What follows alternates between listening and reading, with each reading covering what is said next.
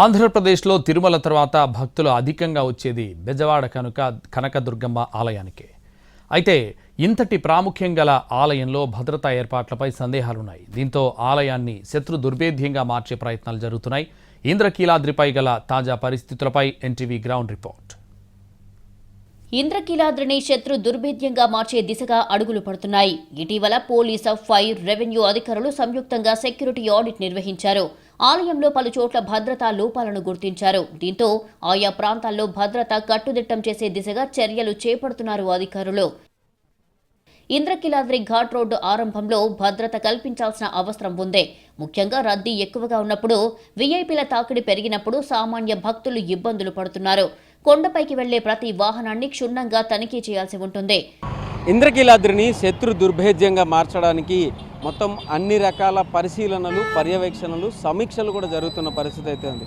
అయితే ఇప్పటికే security lapses లేకుండా ఉండడానికి ఏం చేయాలనే దాని మీద అన్ని రకాల వెరిఫికేషన్ చేస్తున్నారు. ఇప్పుడైతే ఇంద్రకీలాద్రి వెళ్ళడానికి కొండపైకి కనుక చూస్తే మనము కొండపైకి వెళ్ళే మార్గం, అలాగే కొండ నుంచి కిందకి దిగే మార్గం రెండు కూడా పక్కనే ఉంటాయి. ఒకే ఘాట్ రోడ్లో నుంచి పైకి వెళ్ళే వాళ్ళు వెళ్తారు, కిందకి వచ్చే వాళ్ళు కూడా వస్తూ ఉంటారు. అయితే అదే నేపథ్యంలో కొండ కింద ఆ రెండు చోట్ల సెక్యూరిటీ ఎలా ఉంటుంది అంటే అక్కడ చూస్తే కనుక ఇద్దరు నుంచి ముగ్గురు దాకా కూడా సెక్యూరిటీ గార్డ్స్ని పెట్టడం, కంటిన్యూస్గా వాళ్ళు పైకి వెళ్ళే వెహికల్స్ని కానీ వచ్చే వెహికల్స్ని కానీ పంపడానికి. అంటే ఇక్కడ చెకింగ్ పాయింట్ అనేది మాత్రం లేదు. వాళ్ళకి టోల్ గేట్ దగ్గర టోల్ వసూలు చేయడం, వాళ్ళని పంపించేయడం తప్ప ఖచ్చితంగా టోల్ దగ్గర కూడా చెకింగ్ పాయింట్ లేకపోవడం కొంతవరకు మనం గమనించవచ్చు. వచ్చిన వాళ్ళని ప్రతి వెహికల్ని కూడా ఇక్కడి నుంచి పైకి పంపించేటప్పుడు చెకింగ్ పాయింట్స్, అంటే మనం కింద నుంచి వీళ్ళు ఇక్కడ చెక్ చేయడానికి కావాల్సిన ఎక్విప్మెంట్ కూడా ఇక్కడ వీళ్ళకి కనుక అందుబాటులో ఉంచగలిగితే దీన్ని పూర్తిగా చెక్ చేసి కనుక వెహికల్స్ని పైకి పంపించేటటువంటి అవకాశం కూడా ఇక్కడ మనకి కనిపిస్తుంది.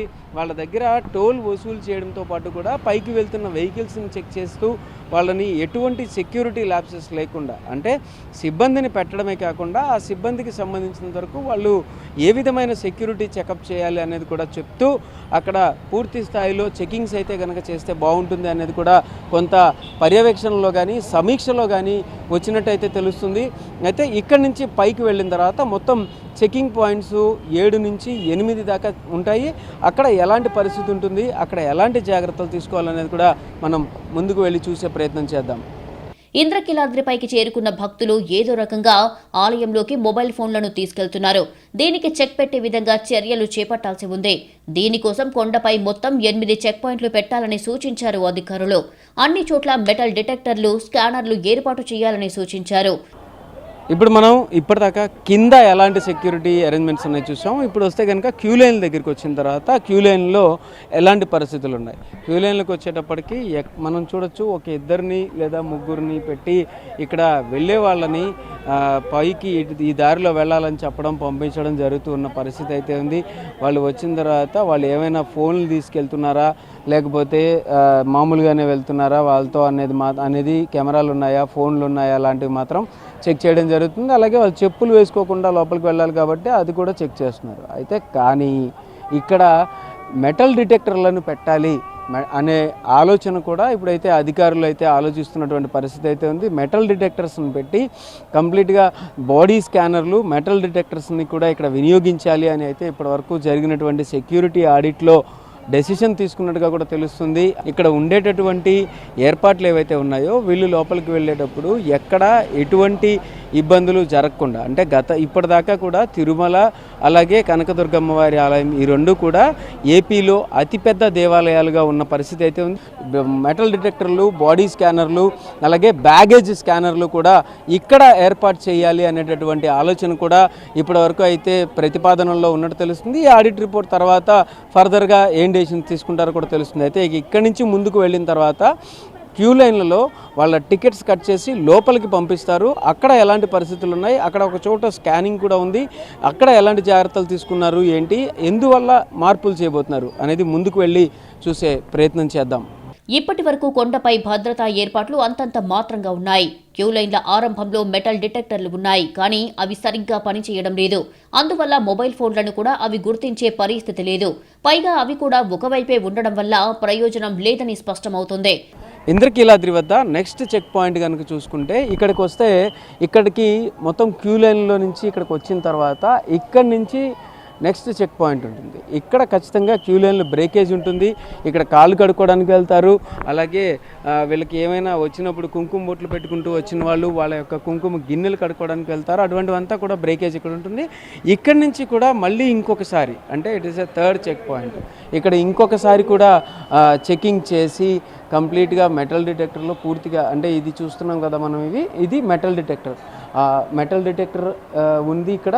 ఇలాంటి మెటల్ డిటెక్టర్స్ని పర్మనెంట్గా ఎక్కువగా చేయాలి. అంటే ఒకటి కాదు, ఇక్కడ చూస్తే ఈ ఎంట్రీలో మెటల్ డిటెక్టర్ ఉంది. రేపొద్దున దసరాల్లో అటువైపు కూడా మెటల్ డిటెక్టర్స్ని పెట్టేటటువంటి అవకాశం ఉంటుంది. అయితే ఇప్పుడు మొత్తం అంతా కూడా ఈ రకమైన మెటల్ డిటెక్టర్స్ని రెగ్యులరైజ్ చేసి అంటే ప్రతి చోట కూడా ఇలాంటి మెటల్ డిటెక్టర్స్ని పెట్టే విధంగా కూడా ఏర్పాటు చేయాలి అని చెప్పేసి కూడా చెప్పి అయితే ఇప్పటిదాకా సెక్యూరిటీ ఆడిట్లో తేల్చినటువంటి పరిస్థితి అయితే ఉంది.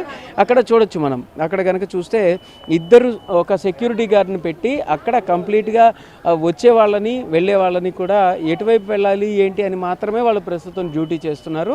ఇప్పటిదాకా ఉన్న చెకింగ్ పాయింట్స్లో చెకింగ్ అనేది చాలా తక్కువగా జరుగుతుందని అయితే ఇప్పుడు మనం చూస్తున్న సిచ్యువేషన్స్ కానీ చూస్తున్న పరిస్థితులను బట్టి కూడా అర్థమవుతుంది. వెళ్ళే వాళ్ళు ఆటోమేటిక్గా వెళ్ళిపోతున్నారు. అక్కడ వెళ్ళిన వాళ్ళ చేతుల్లో ఉన్న బ్యాగుల్లో ఏమున్నాయి ఏంటి వాళ్ళు ఏంటి అనేది కూడా చెకింగ్ పూర్తి స్థాయిలో జరుగుతోంది అనే దాని మీద మాత్రం కొన్ని అనుమానాలు అయితే ఈ ఆడిట్ రిపోర్ట్ ఇచ్చేటటువంటి బృందం అయితే వ్యక్తం చేసినట్టుగా కూడా తెలుస్తుంది. అయితే ఇక్కడి నుంచి ముందుకు వెళ్ళిన తర్వాత అక్కడ కూడా టికెట్లు ఇస్తారు. అలాగే అక్కడ బాడీ స్కానర్ ఉంటుంది. మొత్తం అంతా చెకింగ్ చేస్తారు. అక్కడ ఎలాంటి పరిస్థితులు ఉంటాయి, అక్కడి నుంచి గుళ్ళోకి వెళ్ళడానికి అనుమతించిన తర్వాత అక్కడి నుంచి ఎటువంటి జాగ్రత్తలు ఉండే అవకాశం ఉంటుంది అనేది కూడా వెళ్ళి చూసే ప్రయత్నం చేద్దాం. ఆలయంలోకి ప్రవేశించాక చివరి చెక్ పాయింట్ వద్ద టికెట్ కౌంటర్ ఉంటుంది. అక్కడ ఒక్క స్కానర్ కూడా లేదు. కేవలం టికెట్ స్కానర్ మాత్రమే ఏర్పాటు చేశారు. ఇక అక్కడ విధులు నిర్వహించే సిబ్బందికి కూడా భద్రతా అంశాలపై పెద్దగా అవగాహన లేదని స్పష్టమవుతుంది. అయితే ఇప్పటిదాకా మనం ఎక్కడెక్కడ ఎటువంటి అరేంజ్మెంట్స్ చేశారు వాటిలో ఉన్న లోపాలు కూడా చూసాం. అయితే ఇక్కడ మనకి చాలా కొట్టొచ్చినట్టుగా చాలా క్లియర్గా కూడా కనిపిస్తుంది ఎలాంటి జాగ్రత్తలు ఉండాలి, ఎలాంటి జాగ్రత్తలు లేవు. ఇక్కడ చూస్తే కనుక ఇక్కడి నుంచే వాళ్ళు ఇక్కడ ఒక టికెట్ తీసుకోవడానికి ఏర్పాటు ఉంది. ఆ టికెట్ తీసుకొని మళ్ళీ ఇక్కడి నుంచి కూడా లోపలికి వెళ్ళొచ్చు. అంటే ఎవరైతే వీఐపీల దారిలో వచ్చేస్తారో ఆ వచ్చేసిన వాళ్ళందరూ ఒకవేళ టికెట్ కొనకపోతే ఇక్కడ కూడా టికెట్ తీసుకోవచ్చు. ఎక్కడ దాకా ఎంత చెకింగ్ చేసినప్పటికీ కూడా ఎవరైనా ఎక్కడైనా మిస్ అయ్యి వాళ్ళ దగ్గర ఖచ్చితంగా ఫోన్లు ఉన్నట్టయితే వాళ్ళు ఫోనుల్లో సోషల్ మీడియా ఫోటోలు తీయడం, వీడియోలు తీయడం.